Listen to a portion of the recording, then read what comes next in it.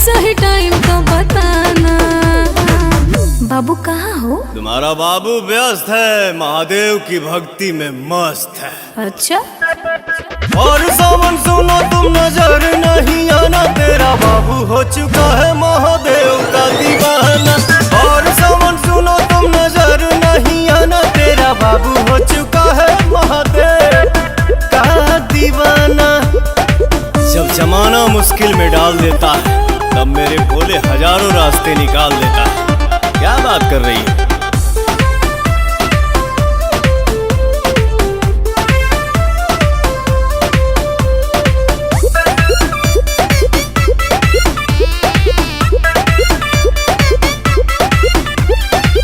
ऐसन बोला के हो करे लका, 24 घंटा ध्यान धरे लका।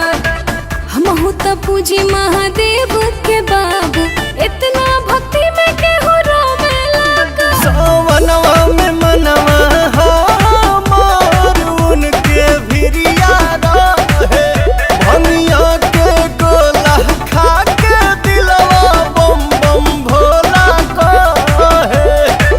इतना सताते हो, मिलना आते खाली करते हो तुम तो बहाना। बाबू मिलो ना यार। भर सावन सुनो तुम नजर नहीं आना, तेरा बाबू हो चुका है महादेव का दीवाना।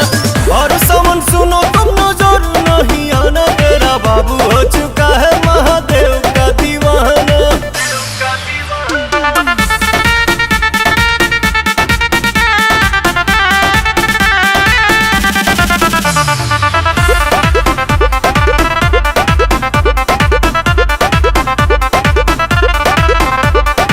मिले के मन बड़ी करता हो, धीरज न दिल धन धरता हो। अच्छा, कतने दिन भइल देखला सुरतिया, तोहरा पवन रोवा जो रहता हो। मोह माया के नगरी से कुछ दिन ही दूर रहीला। पुछला बतिया अखिलेश से हम कुछ ना झूठ कहीला।